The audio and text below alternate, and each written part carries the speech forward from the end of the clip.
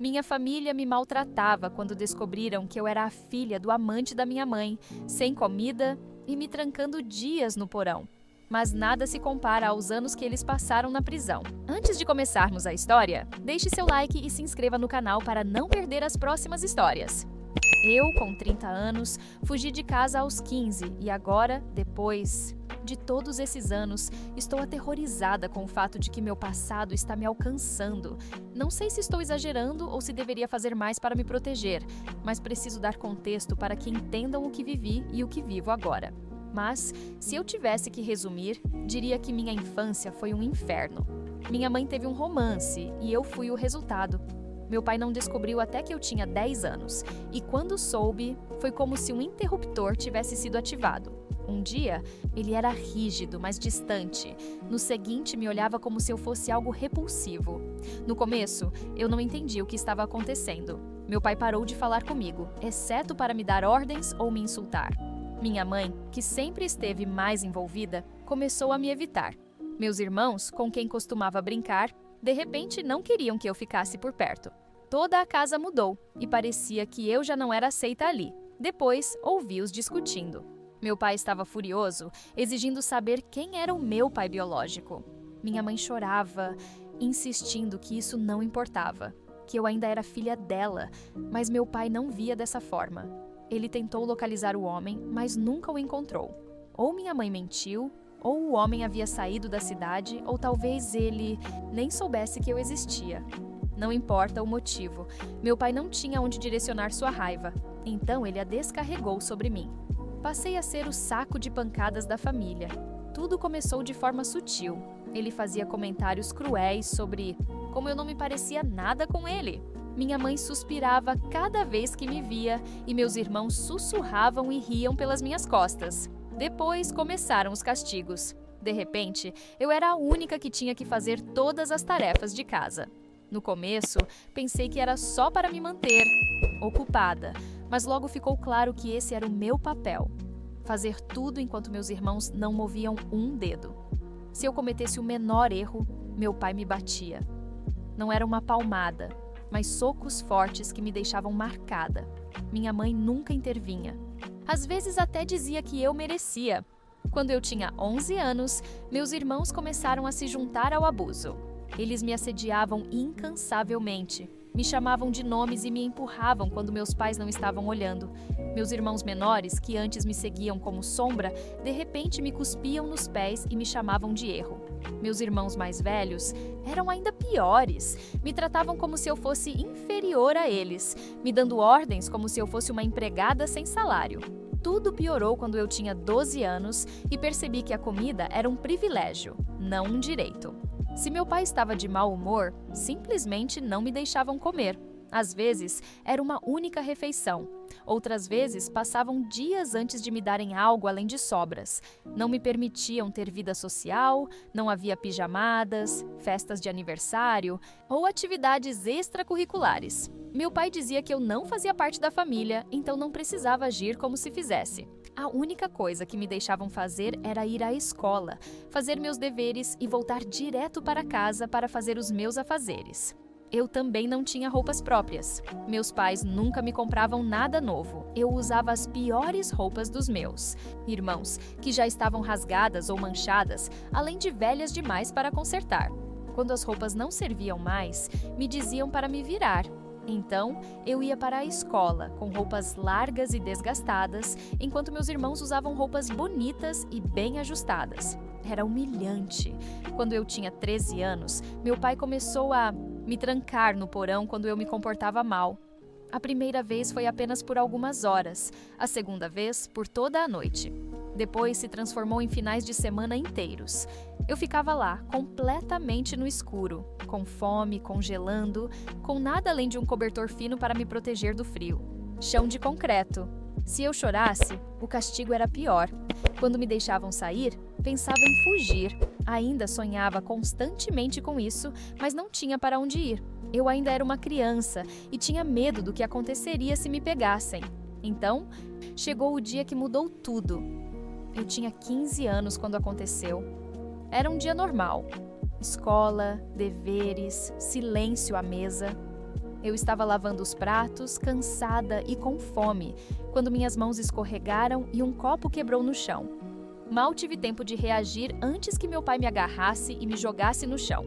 Minha mãe começou a gritar e eu soube exatamente o que viria. Mas, desta vez, foi diferente, pelo menos no que diz respeito à minha reação. Não lembro das palavras exatas, mas finalmente disse o que tinha ficado guardado por anos. Algo como: "Não fui eu quem enganei, eu nunca pedi para nascer. Isso foi culpa da minha mãe, não minha." No momento em que falei isso, toda a sala ficou em silêncio e depois perderam o controle. Meu pai me bateu primeiro, depois minha mãe, depois meus irmãos. Isso não foi como os castigos de sempre. Não foi só me baterem para me fazerem aprender. Todos me atacaram ao mesmo tempo, socos, chutes, puxões de cabelo, bofetadas. Eu estava no chão tentando proteger minha cabeça, mas não pararam. Minhas costelas, minhas costas, meus braços, cada parte do meu corpo parecia estar ardendo. Pensei que iam me matar. Depois de algum tempo, consegui me libertar, não sei como, não lembro se arranhei, mordi ou chutei para sair, mas de repente estava correndo. Corri pela porta principal, correndo pela rua sem saber para onde ia. Ouvi-os gritando atrás de mim, mas não parei.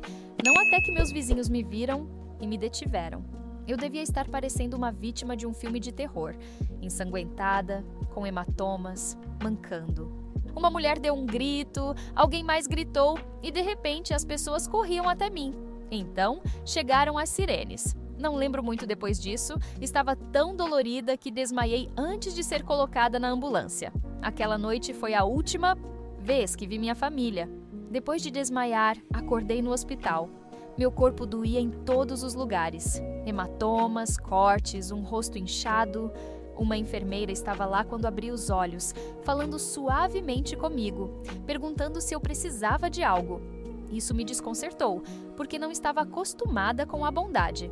Mal sabia como reagir. Foi aí que os serviços de proteção infantil se envolveram. Assistentes sociais e policiais me entrevistaram, tiraram fotos das minhas feridas e verificaram meu histórico médico. Não acho que tenha processado completamente o que estava acontecendo, apenas fiquei sentada respondendo às perguntas deles, em um estado de confusão. Meus pais foram presos, meus irmãos foram retirados de casa. Meu irmão mais velho, que acabara de completar 18 anos, de alguma forma convenceu as autoridades de que não estavam envolvidos. Evitaram a prisão e ele recebeu a custódia dos meus outros irmãos. Eu fui colocada em cuidado temporário. Pensei que teria uma chance de escapar, mas logo aprendi que o cuidado temporário nem sempre é o novo começo que as pessoas imaginam. Minha primeira família adotiva não foi ruim. A mãe adotiva, Margaret, estava na casa dos 50 anos, era viúva e tinha acolhido crianças durante anos. Não era exatamente calorosa, mas também não era cruel. Ela me deu meu próprio espaço, me permitiu comer quando quisesse e não esperava que eu conquistasse meu lugar. Margaret tinha outras crianças em acolhimento e todos simplesmente coexistiam. Não era perfeito, eu ainda tinha pesadelos e tinha dificuldade de me adaptar à vida normal. Mas, pelo menos, ninguém me batia, ninguém gritava comigo só por existir. Infelizmente, a saúde de Margaret piorou. Ela tinha problemas médicos contínuos e, alguns meses depois, tomou a difícil decisão de parar de acolher crianças. Eu entendi, mas tinha medo de ir embora. Embora eu não estivesse lá há muito tempo, era o lugar mais seguro que já estive. Então, me colocaram em outro lar. O segundo lar não era abusivo, mas também não era ideal. Os pais adotivos. John e Lisa estavam na casa dos 30 e poucos anos. Eles não tinham filhos biológicos e pareciam estar bem, pelo menos no papel, mas na realidade não queriam ser pais. Eles me davam comida, me deram um quarto, e isso era tudo. Mal falavam comigo, exceto para me dar ordens e estabelecer regras. Não havia acompanhamento, não havia conversas, nem esforço para me ajudar a me adaptar. Eu basicamente estava lá como um fantasma na casa deles. Alguns meses depois, ficou claro que eles não queriam realmente uma criança adotiva, queriam o dinheiro que vinha com a adoção, mas não se importavam em criar uma adolescente traumatizada. Eu os ouvi conversando uma noite. Lisa dizia que não achava que eles fossem aptos para isso, e John concordou, dizendo que era muito trabalho. 2 semanas depois, eles disseram aos serviços de proteção infantil que não eram a melhor opção e pediram para que me retirassem de lá. Então, me mudaram novamente. Desta vez, fui colocada com David e Jaron, um casal na casa dos 40 anos que já acolhia crianças há mais de uma década. Eles tinham a reputação de serem rigorosos, mas organizados. O serviço de proteção infantil os descreveu como uma casa responsável e adequada, mas isso era uma mentira. Desde o momento em que entrei, soube que algo estava errado. A casa estava impecável, quase como se ninguém realmente vivesse ali. Havia outros filhos adotivos, mas todos pareciam exaustos e desconfiados. Então chegaram as regras da casa. A comida não era de graça, você tinha que conquistá-la. A roupa não era dada, você tinha que trabalhar por ela. Produtos de higiene eram a mesma coisa. Quebrar as regras significava castigos. E a primeira coisa que fizeram foi raspar minha cabeça. Disseram que era por questões de higiene, que algumas crianças adotivas chegavam com piolhos ou infecções e que era a política da casa. Mas eu sabia a verdade. Era sobre controle. Chorei, mas não se importaram. A primeira revisão dos serviços de proteção infantil aconteceu depois de cerca de 3 meses. Eu deveria ter contado a verdade, que estava com fome, exausta e apavorada, que os pais adotivos mal nos prestavam atenção, a não ser para nos dar ordens, que basicamente éramos mão de obra infantil disfarçada de família adotiva. Mas eu não fiz isso. Disse ao assistente social que gostava de viver lá, que David e Jaron me davam atenção, me cuidavam, me alimentavam bem, me mostravam amor e me apoiavam. Por que menti? Porque estava apavorada. Já haviam me mudado 2 vezes e eu não sabia para onde iriam me mandar depois. Pelo menos ali eu tinha amigos. Sabia que era errado, mas tinha amigos, meus primeiros amigos reais, e temia que o próximo lugar fosse ainda pior. Então sorri, assenti e convenci o assistente social de que tudo estava bem, e os serviços de proteção infantil foram embora. Fiquei naquela casa por quase 3 anos. Sabia que a única forma de sair era envelhecer dentro do sistema, então me concentrei totalmente na escola, trabalhei quando podia, economizei o dinheiro que ganhava e planejei o dia em que finalmente poderia ir embora. Quando completei 18 anos, tinha um diploma, uma pequena conta poupança e uma promessa a mim mesma de que nunca mais deixaria ninguém me controlar. No dia em que fui embora, abracei Sam, Milou e Rayleigh para me despedir. Prometi que manteria contato e que ajudaria quando pudesse. Depois, saí e nunca olhei para trás. No começo foi difícil. Estava sozinha, com pouco dinheiro e sempre tensa. Trabalhei em 2 empregos, mal dormia e me assustava com qualquer barulho alto. A terapia me ajudou, mas não foi como se a cura fosse instantânea. Mesmo anos depois, ainda tinha pesadelos. As cicatrizes que minha família me deixou não eram só físicas, mas eu sobrevivi. Então, na semana passada, tudo voltou. Eu estava indo para casa depois do trabalho quando percebi que alguém estava me seguindo. No começo, pensei que estava sendo paranoica, mas depois vi um homem com o telefone tirando fotos de mim. Isso me fez sentir muito mal. Naquele momento, não pensei, apenas reagi. Me virei para confrontá-lo, mas no momento em que me movi, ele saiu correndo. Tentei persegui-lo, mas desapareceu na multidão antes que eu pudesse alcançá-lo. Durante todo o caminho de volta para casa, meu coração batia forte. Quem diabos ele era? Um perseguidor, um cara estranho ou algo pior? Foi então que eu lembrei, meus pais saíram da prisão há 3 anos. Eu não tinha pensado muito nisso. Na época, nunca tentaram entrar em contato comigo. Achei que já tinham me esquecido. Mas agora não estava mais tão certa. Depois de escapar da minha família, fui extremamente cuidadosa protegendo minha identidade. Mudei meu sobrenome, assim que fiz 18 anos, me mudei para o outro lado do país, cortei todos os laços. Nunca usei redes sociais, nunca postei fotos e nunca deixei rastros de onde estava. Mas cometi um erro. Deixei minha ordem de restrição expirar. Naquele momento, pensei que não importava. Já haviam se passado anos desde que eu escapei, meus pais estavam na prisão, meus irmãos nunca tentaram me contactar, e eu não tinha razões para acreditar que algum dia viriam atrás de mim. Então, quando a ordem de restrição expirou, não me preocupei em renová-la. Agora, eu me arrependo dessa decisão mais do que tudo. Na manhã seguinte ao incidente, fui diretamente à delegacia de polícia. Contarei sobre o homem tirando fotos, de mim, sobre meu passado e como suspeitava que minha família abusiva tinha me encontrado. Perguntei se eu poderia renovar minha ordem de restrição. Disseram que não, porque não havia ameaças diretas, nem contato, nem provas de que minha família estivesse por trás disso. Não havia justificativa suficiente para me dar proteção legal. Fiquei atônita. Eu contei tudo e eles não fizeram nada. O oficial foi compreensivo, mas, segundo ele, as mãos dele estavam atadas. Sem provas claras de que eu estava em perigo imediato, não podiam me dar outra ordem. Saí da delegacia me sentindo impotente. Se realmente fosse minha família, eu não tinha nenhuma forma legal de mantê-los longe. Desde esse dia, sinto que estou sendo observada. Talvez seja coisa da minha cabeça, talvez seja real, mas toda vez que saio do meu apartamento, sinto olhares sobre mim.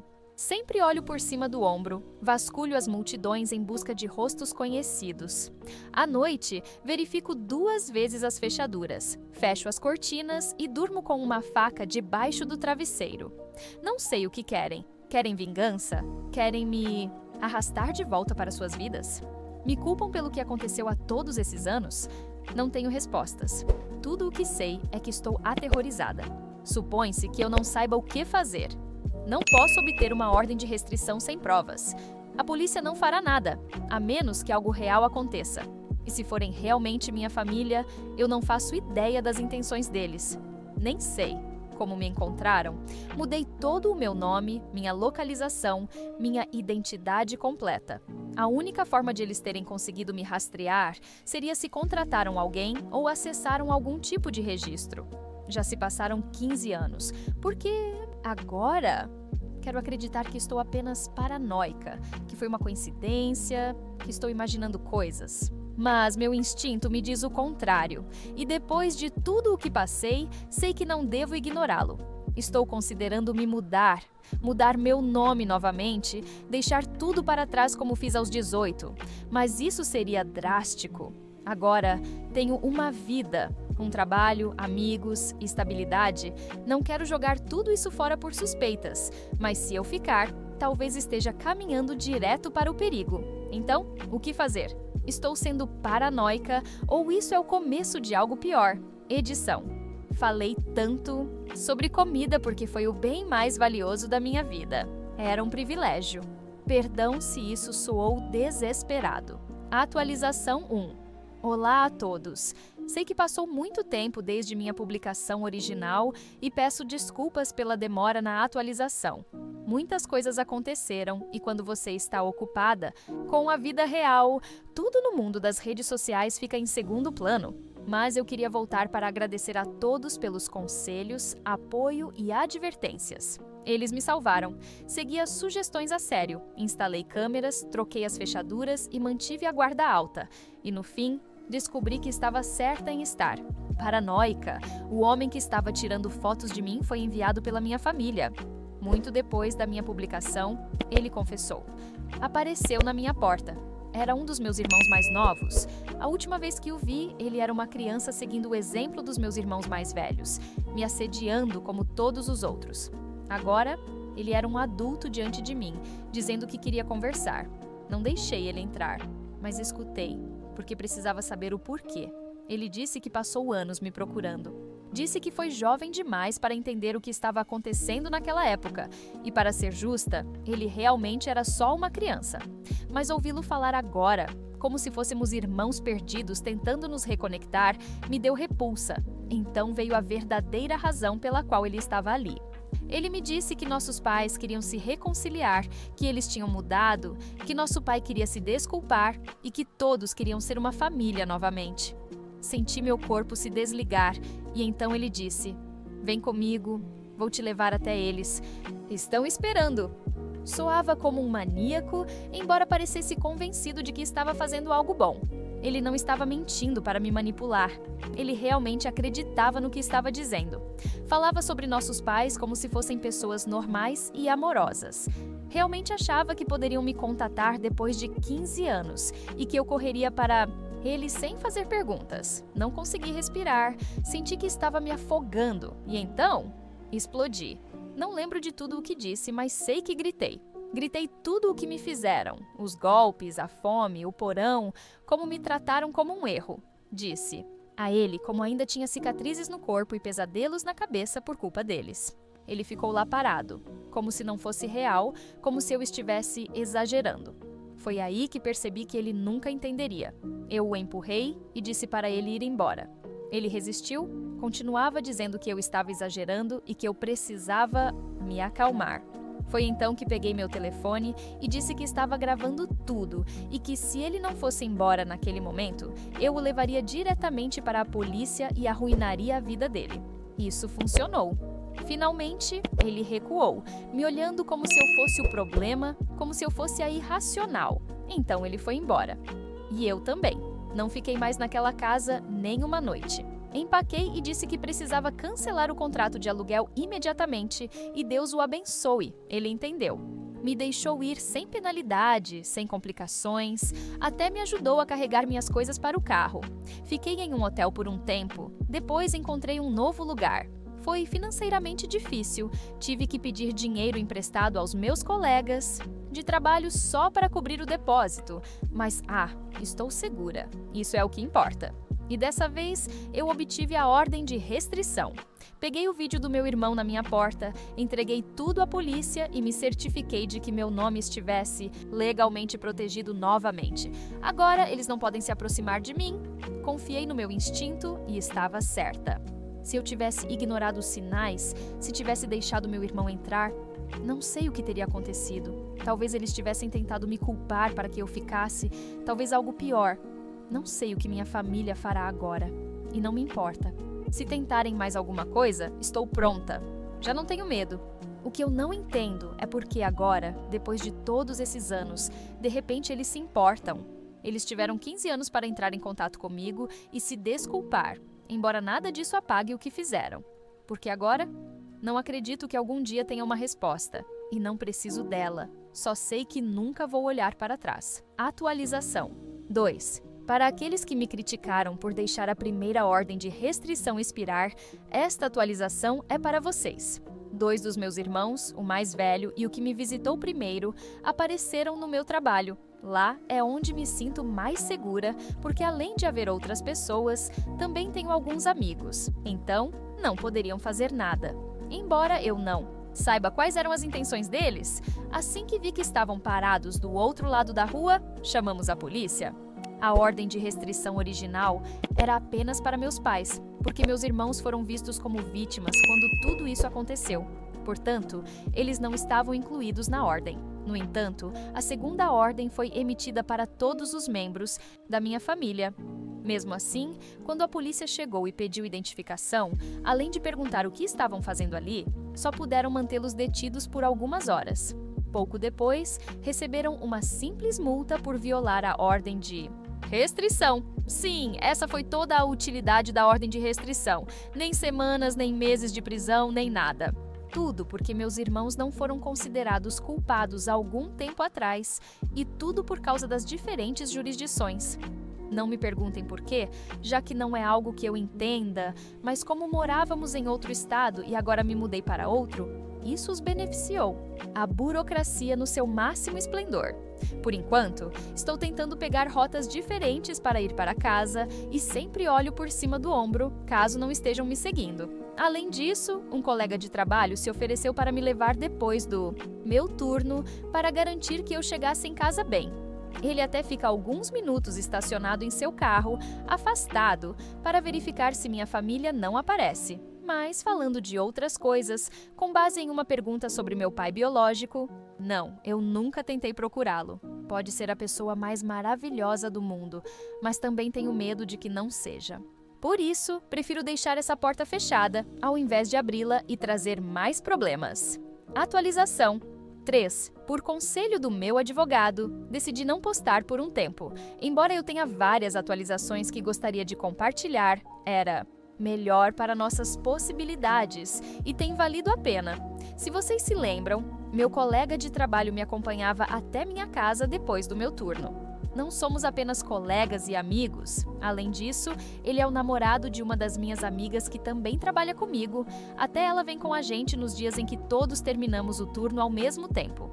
Esse dia foi um desses, e eles ficaram 30 minutos depois que cheguei para garantir que tudo estivesse bem. Eles já faziam isso há semanas e até agora parecia que não era necessário. Mas meus pais parecem ter nos seguido ou descoberto onde eu morava.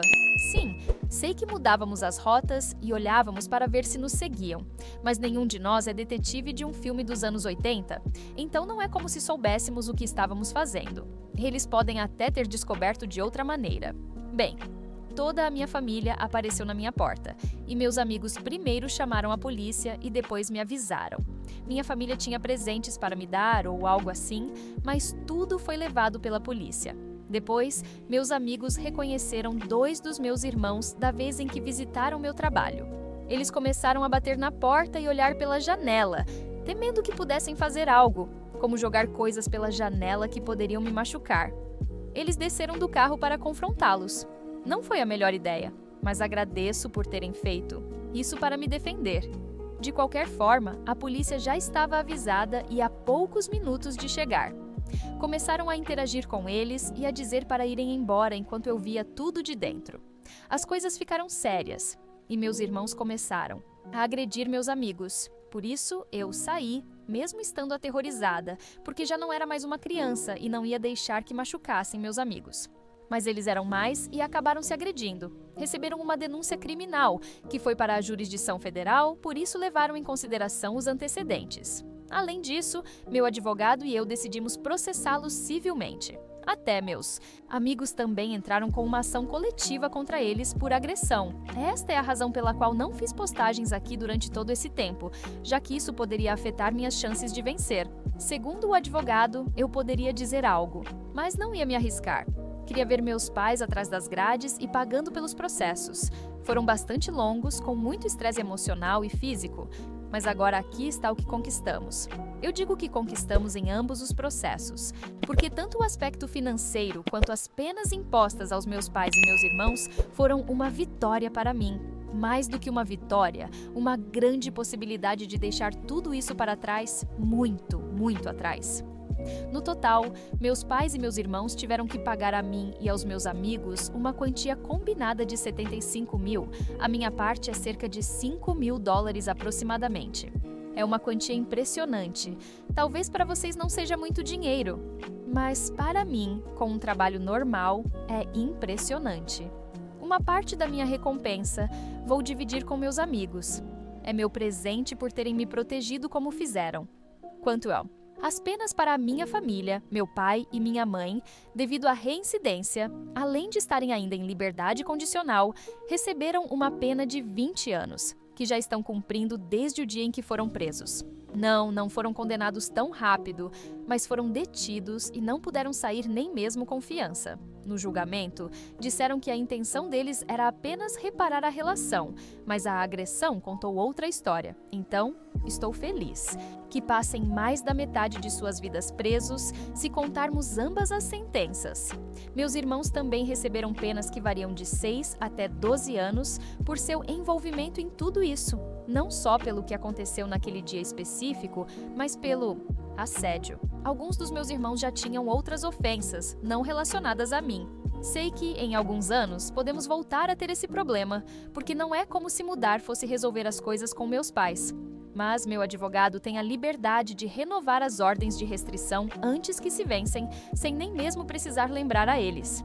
Embora eu tenha um calendário com notificações para renová-las pelos próximos 50 anos, não acho que meus pais sobrevivam tanto tempo, mas quero estar preparada caso algum dos meus irmãos saia e quebre as ordens de restrição. Eles ainda podem passar mais anos presos, e como as ordens agora valem para toda a minha família, terão utilidade, especialmente se eu ficar aqui em vez de me mudar novamente. Eu vejo isso como um final feliz.